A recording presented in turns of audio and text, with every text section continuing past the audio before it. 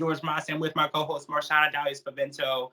Last night, Darcey and Stacey, season 3, episode 3 aired. It's pageant day, and the whole family came out. It's a family affair. Aniko is doing her first pageant, and we got to see it all play out. Georgie is there. Everyone is there. Everyone put their differences aside, and everyone was able to support Aniko in her first pageant, which I actually thought was amazing. It's nice to see people put their differences aside and support the youth in their lives. I think that's a very a positive thing that they did. And although she was robbed of the Miss Connecticut Teen USA crown, she did bring home a crown in her first ever pageant entry, which was most photogenic, which is a really crown to bring home. I don't know a lot about pageants. I know you know a lot more than I do, but I Googled it, and that's a good crown to win. Yeah, I'm super duper proud of Aniko. I used to compete in the Miss New York USA pageant system. And on my very, very first try in Miss New York USA 2007, I won Miss Congeniality. So even though you don't win the overall crown, I think it's really important on your very, very first foray into pageantry to bring home something that says a lot. So it was nice to see Georgie and Stacey and everybody there just really cheering Aniko on from just like a place of support. It's always nice when you can look out from that pageant stage and see your cheering section and say, oh, there goes Grandpa. There goes my people. So I'm super duper proud of Aniko. Well done. She's going to come back next year, I hope, and she's going to take winner takes all. Take the crown home. We know it. Congrats. And we also learned a fun fact last night. So Georgie has organized pageants in the past. We didn't know anything about this, so we're learning new things about people every week. So he actually said that he organized one in his hometown and then organized the biggest one in Bulgaria back at home. That's really impressive because pageants are a lot of work and a lot of things go into it. So I'm really impressed by that. I think Georgie should get into pageants here in the United States. I mean, it's hard to become a pageant director just right out the gate, but with his pageant experience, I think he could like maybe buy into one of these Miss New York or USA or Miss USA franchises. I think it would be wonderful. I think he really does have the eye for pageantry and style and skill. And I think he could actually help Aniko a lot if they were willing to go that route. I agree. And he's been looking for new places to work and new ways to make money. This could be something that he actually enjoys doing, something he's passionate about. So if that's something in your mind, Georgie, we're encouraging you to take that step. All right. So before they took the red out of Miami, Debbie is throwing a PreMiami party at the bar that she owns. And this is going to be the first time that they really interact with Georgie after they walked off when Stacey told them, or when Darcey told them that they were back together. They literally were just done. They just left. And everybody is trying to, get their head around it, get grips around it. And everyone is going to be there. And this is the first time that they meet up outside the pageant. So they're actually going to talk about this head on. So it was actually really good. It went really well. It wasn't any negativity. They just said, we support Darcey, and if Darcey is choosing you, we support the situation. And I think that was a good, mature way to look at it, because you can dislike things or people around the people that you love, but you always have to support the people that you love. But I'm going to go back to the thing that I held on to all season, last season, was what did Georgie do? What is Georgie's crime? I don't see any wrong that Georgie has ever done. I see Georgie as a person who wants to work hard. I don't think he's lazy or unmotivated. I think he wants to work hard. If it is that Darcey is in a position where she is out earning Georgie, then okay. And honestly, if Darcey really, really wants somebody who's going to be that provider and that person who's going to be able to take care of anything and everything, then maybe Georgie wouldn't be the one for her. But that wouldn't mean that Georgie did anything wrong. So her friends kind of borrowing this energy from Darcey of like, oh my God, I don't want to see Georgie. Oh, Georgie's a problem. Oh, I'm hosting a party. Georgie's going to be there. Georgie is not an issue. Neither is Darcey. Both people are adults and have the right to be with whomever they want to be with in any kind of romantic setting. Everybody here is a consenting adult. I can't see what the issue is.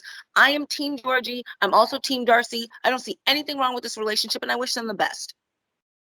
Okay. I mean, I agree. If they're both happy, everybody got to stay out of it and let them be happy.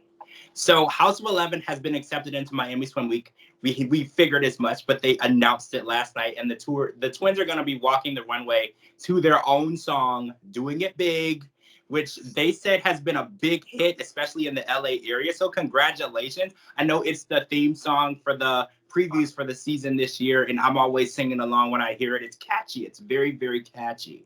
So I'm really excited because next week we're finally going to see exactly what happens at the actual runway show. We're going to see the new swimwear for House of 11, and we're going to see everything go down in Miami. We also found out that Michael, the twins' dad, is selling the home that they've been sharing for a long time. Even when the girls were married, they all lived together in one big house. So they're actually selling the house because he's looking to retire and move into his dream retirement home. So they're having to downsize, and they've accumulated a lot of stuff. So and I know this is going to be very relatable to you because you've just recently done the exact same thing, and you've had to downsize and leave some things behind and start over in a new house. So I know how much stress that can really be. Yeah, moving is just so stressful. I'm still moving. That's why I'm sitting here talking to you guys with a blank wall behind me, because I haven't even had a chance to hang wall art. We actually moved into a bigger home, but even still moving into a home double the size that we were in before, it just like when you go to unpack and you realize, like, why do I have so much stuff? So I really empathize for the girls. But touching back to House of 11, I really feel like this is the energy that Darcey and Stacey should have been having all of these years. I feel like House of 11 needs to be their breakfast, lunch, and dinner. Okay, it's fine. It's all behind us. The failed relationships, you know, the men that come and went, the men who were trying to use you, the men who hurt you and broke your heart. It's all behind you. It's all behind you. House of 11 is supposed to not only be their business and their brand and these swimsuits that are nice swimsuits, okay? Mm-hmm. It was supposed to also honor their brother that passed away. So I need this energy from Darcey and Stacey all day, every day. Dad was even kind of calling them out last night, like, hey, you guys have spent a lot of money before, and I'm not going to give you nothing this time. And, you know, I'm not going to give you anything else this time. And they're like, hey, we didn't ask you. We're fine. And they admitted that they overindulged. Let's put that all behind us. Let's make House of 11 what it needs to be. I'm excited to see what the show is looking like, how it all goes off. I know it's going to be great, but this is the energy. Like, Darcey and Stacey keep this energy. Yeah, this energy is the energy of success. We're seeing them make good decisions, great business decisions. The business is doing amazing, and they're so much more mature than when we first met them on the first season. They're making such educated decisions now based on their business, and I'm so happy for them. All right, so one more thing happened last night that caught my attention. So Stacey reveals to Florian that she's going to be meeting with, he's a DJ and he's a designer, and that they met in LA, and Florian has not remembered hearing about him in the past, and we saw like a side of jealousy from Florian, which we don't really get to see that side of him. He's usually really quiet and really doesn't really have much of an opinion on a lot.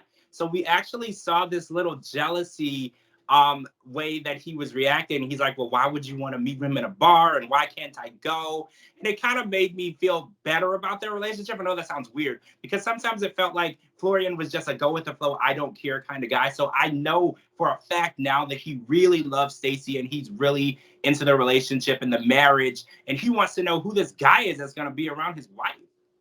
I mean, yeah, I think it would have been more of like a red flag if he just didn't care. And hello, Stacey's, the melons were out in that outfit that she was snatched. They're snatched now. Snatched and stacked, and they were on full display. And you know, you say you're going to meet another guy. I think it would have been just kind of awkward if he just didn't care and said, yeah, high five, go. And I'm not invited to. I wish my husband would put on his best to go out with some other lady talking about his business, and I can't be there. The lies you tell, the lie. We all going to dinner. We're all going to the meeting. Everybody, let's go. Yeah, I'm interested to see if Florian actually sneaks up on the meeting and drops in just to see what's going on. So we're gonna have to watch and see. So they arrived in Miami, but that's all we really got to see was the villa, and we didn't see anything else that happens. So we're gonna have to tune in next week, guys. Make sure you're live tweeting with us every Monday night. And thank you so much for joining us. This is the Darcey and Stacey podcast. I'm your host, George Mossey. This is my co-host, Marshana, Dahlia, Spavento.